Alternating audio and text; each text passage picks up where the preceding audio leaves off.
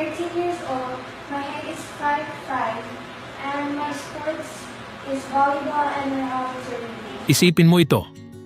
Isang babaeng minsang nakapila lang sa audition, walang kasiguraduhan kung mapapansin. Walang kasiguraduhan kung may kinabukasan sa industriyang napakahirap pasukin. Isang ordinaryong dalaga na may pangarap, ngunit walang kasiguraduhan kung matutupad iyon. Ngayon, ang parehong babaeng iyon ay kinikilala bilang isa sa pinakamalalaking pangalan ng kanyang henerasyon. May milyon-milyong tagahanga sa iba't ibang panig ng mundo at tinuturing na isa sa pinakamayayamang personalidad sa larangan ng entertainment sa Pilipinas. Siya si Liza Soberano. At ang tanong ng marami ay hindi na kung gaano siya kasikat, kundi kung gaano na nga ba siya kayaman sa kasalukuyan.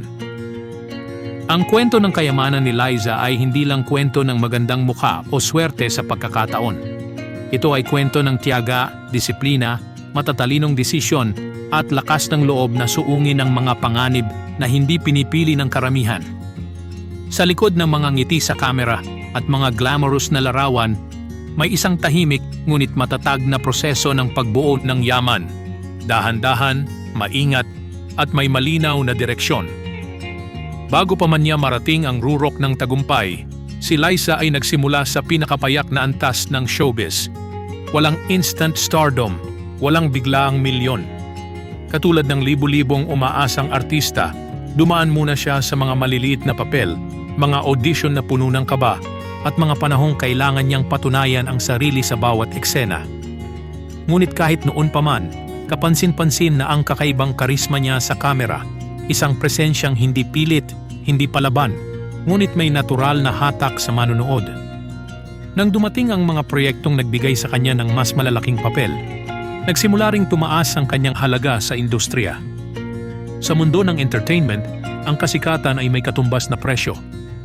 Habang tumataas ang demand sa isang artista, tumataas din ang bayad sa kanya. Sa simula, ang kinikita ni Liza ay sapat lamang para sa pang-araw-araw at kaunting ipon. Ngunit nang sunod-sunod na naging hit ang kanyang mga teleserye at pelikula, nagbago ang lahat. Ang dating karaniwang talent fee ay naging daan-daang libo at kalaunan ay naging milyon kada proyekto. Hindi lamang siya naging box office draw, kundi naging mukha rin ng mga kwentong minahal ng masa. Ang kanyang mga pelikula ay patuloy na kumikita sa takilya at ang mga teleseryeng kanyang pinangunahan ay nagiging sentro ng usapan sa mga tahanan. Sa bawat matagumpay na proyekto, mas tumitibay ang kanyang reputasyon bilang isang bankable star. Ibig sabihin, kapag siya ang bida, may kasiguraduhan ng audience, may kasiguraduhan ng kita.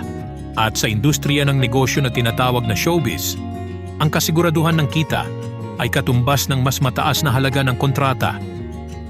Ngunit ang tunay na nagpalaki ng kanyang yaman ay hindi lamang ang pag-arte. Ito ay ang mundo ng endorsements. Sa sandaling maabot ng isang artista ang antas ng kasikatan ni Liza, nagiging bukas ang pinto sa mga malalaking brand. Mga kumpanyang handang magbayad ng milyon-milyon kapalit ng isang pangalan at mukha na pagkakatiwalaan ng publiko. Si Liza ay naging endorser ng mga pangunahing tatak sa larangan ng beauty, fashion, lifestyle, telecom, at consumer products. Ang bawat kontrata ay hindi lamang simpleng bayad para sa paglabas sa isang commercial. Ito ay isang kasunduan na maaaring umabot sa 10-10 milyon. Lalo na kung multi-year ang kontrata. Sa mga panahong sunod-sunod ang kanyang endorsements, tinatayang daan-daang milyong piso ang dumadaloy sa kanyang kita mula sa mga brand deals pa lamang. At dahil maingat siya sa pagpili ng mga produktong kinakatawan, nananatiling mataas ang kredibilidad ng kanyang imahe. Hindi siya basta-basta tumatanggap ng alok. Pinipili niya ang mga brand na tumutugma sa kanyang personal na values at long-term image. Dahil dito, nananatiling premium ang kanyang market value.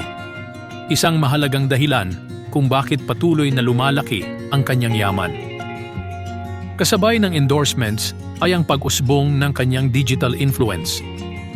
Sa modernong panahon, ang social media ay hindi na lamang plataporma ng komunikasyon. Ito ay isang makapangyarihang negosyo.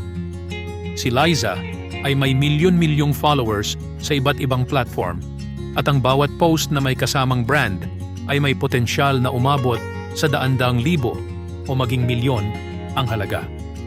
Isang sponsored post mula sa isang high-profile celebrity ay maaaring katumbas ng kinikita ng isang karaniwang manggagawa sa loob ng ilang taon.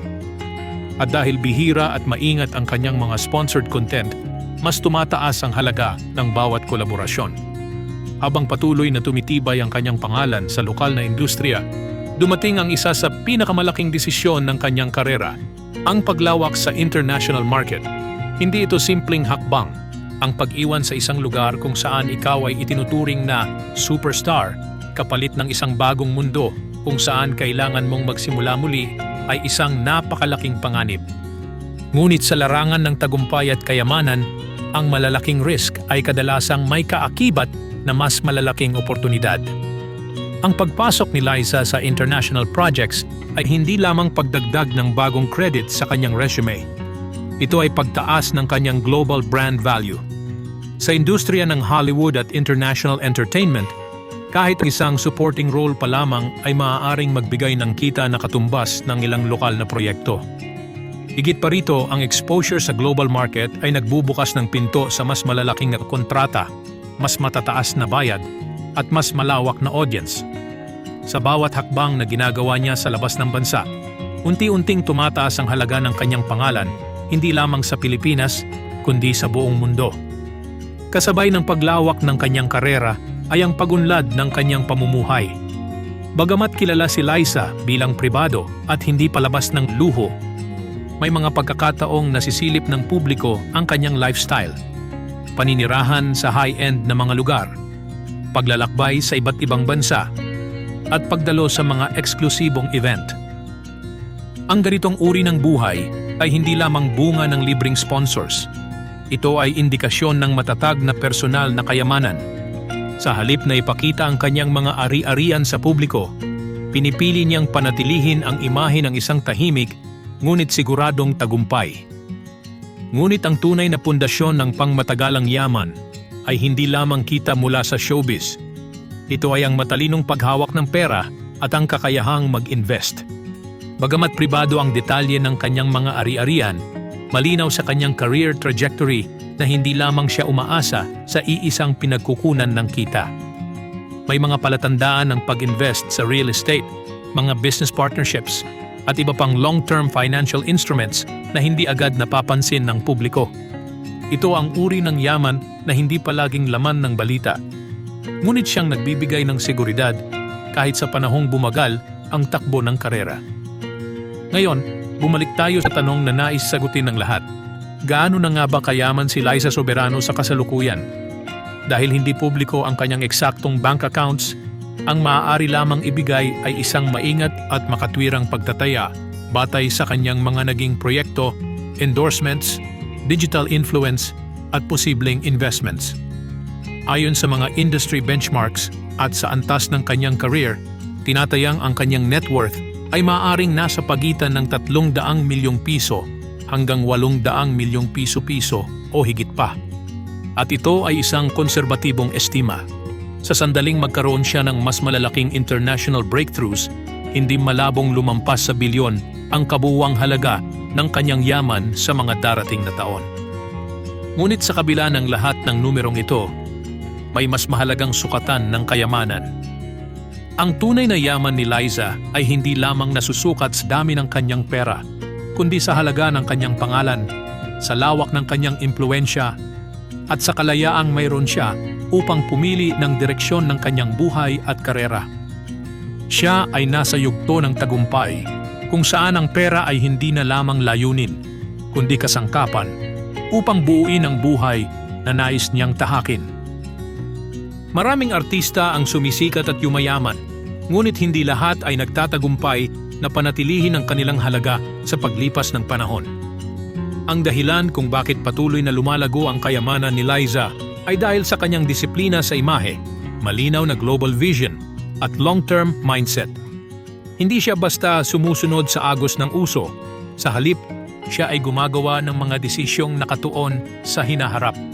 Habang ang iba ay kontento sa panandaliang kasikatan, siya ay nagtatayo ng pundasyon para sa pangmatagalang tagumpay. Ang kanyang kwento ay hindi lamang kwento ng isang artistang yumaman. Ito ay kwento ng tapang na iwan ang comfort zone, ng katalinuhan sa paghawak ng oportunidad at ng disiplina sa pagbuo ng isang pangalan na may bigat at kredibilidad. Sa isang mundong puno ng nagnanais sumikat, kakaunti lamang ang nagiging tunay na mayaman at mas kakaunti ang nagiging matatag na mayaman. Sa hanay na iyon, malinaw na kabilang si Liza Soberano.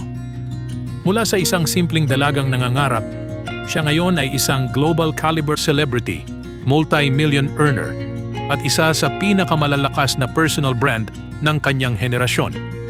Hindi man niya araw-araw ipakita ang kanyang yaman, makikita ito sa bawat desisyong kanyang ginagawa, sa bawat proyektong kanyang pinipili, at sa bawat hakbang na kanyang tinatahak sa labas ng kanyang dating mundo. At kung magpapatuloy ang direksyong ito, hindi malayong sa mga susunod na taon ay hindi na lamang siya tawaging mayaman, kundi isa sa mga pinaka-impluensyal at pinakamakapangyarihang Pilipinang personalidad sa international entertainment. Kung nagustuhan mo ang ganitong klasing malalim at detalyadong kwento ng tagumpay, huwag kalimutang mag-like, mag-subscribe, at ibahagi ang video na ito sa mga kaibigan mong mahilig sa mga kwento ng buhay, inspirasyon, at tagumpay.